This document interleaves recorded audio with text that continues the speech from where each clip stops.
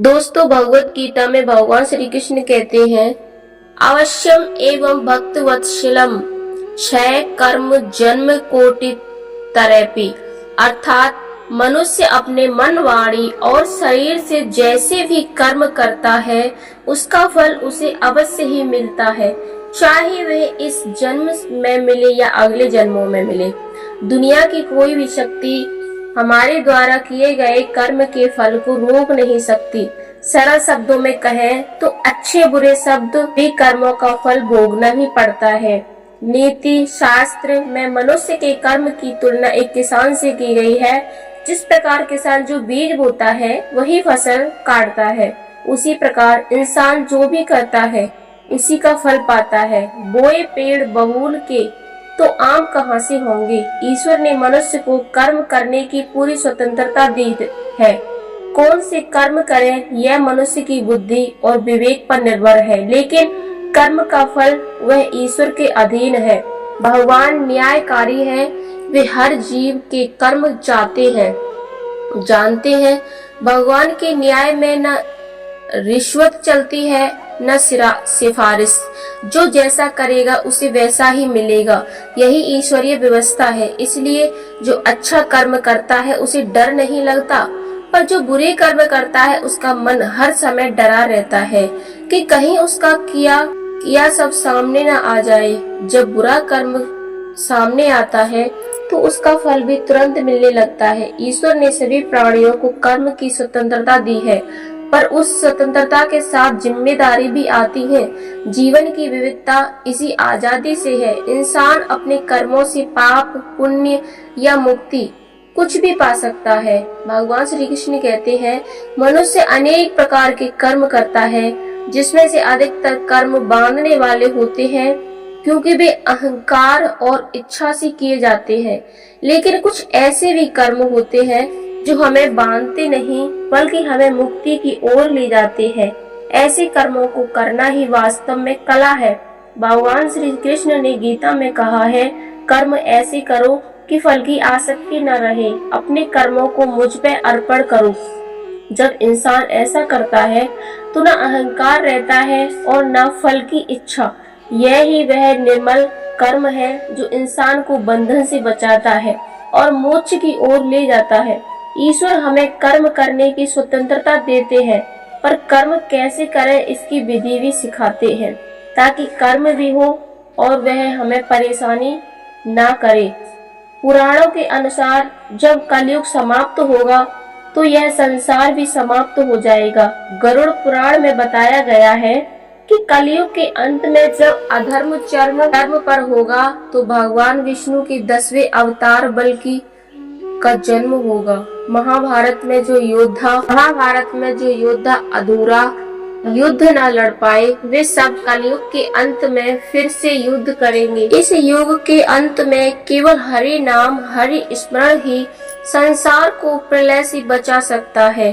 शास्त्र कहते हैं, जैसा व्यवहार हम दूसरे से करते हैं वैसा ही व्यवहार हमें वापस मिलता है।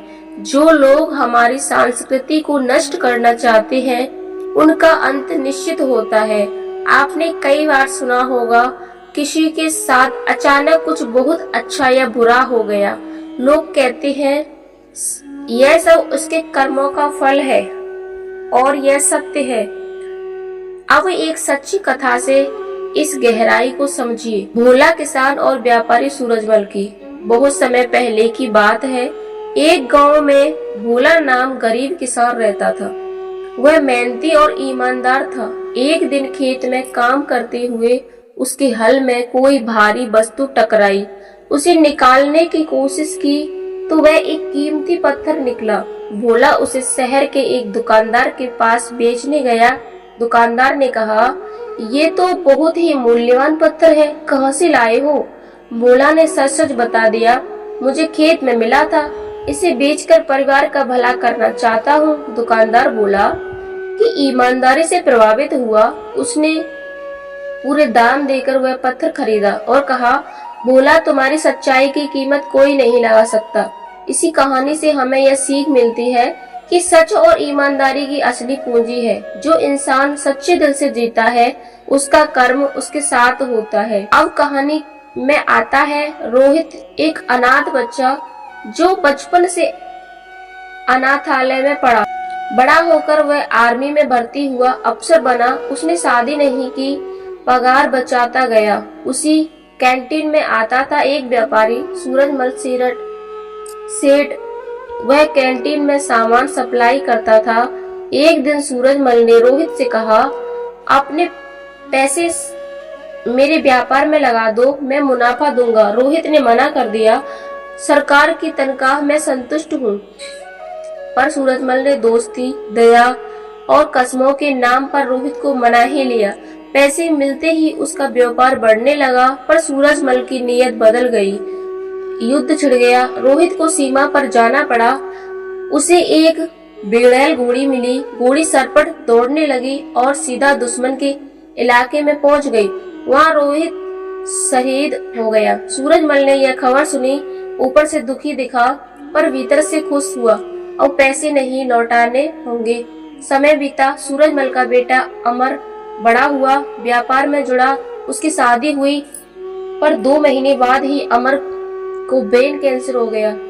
इलाज, डॉक्टर, धन सब कुछ खर्च होने लगा।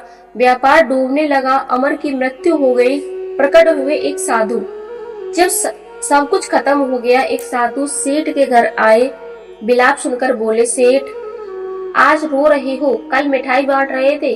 सेठ, मैं कुछ समझा नहीं। साधु बोले, जिस रोहित से तुमने पैसे लिए थे, उसका पुनर्जन्म अमर के रूप में हुआ। उसने सारा पैसा इलाज, शादी, शिक्षा में खर्च करवाया, सब चुका दिया। और अमर की पत्नी वही घोड़ी थी जिसकी वजह से रोहित की मृत्यु हुई थी। अब रोहित ने अपना बदला पूरा किया। प्रकृति कभी नहीं भूलती। कर्म का हिसाब सटीक होता है। जो बोओगे वही काटोगे। ऊपर वाले की लाठी में आवाज नहीं होती, पर जब बढ़ती है तो पीढ़ियां तक सुनाई देती है। अपने कर्मों का फल हर कोई भोगता है, इस जन्म में नहीं तो अगले जन्म में। कोई भी कोर्ट या वकील या सिफारिश ईश्वर के न्याय से नहीं बचा। श्री कृष्ण कहते हैं, तुम्हारा भाग्य तुम्हारे अतीत की कर्म है और तुम्हारा भविष्य आज के कर्म तय करते हैं। इसलिए सोच समझकर सच्चे कर्म करो।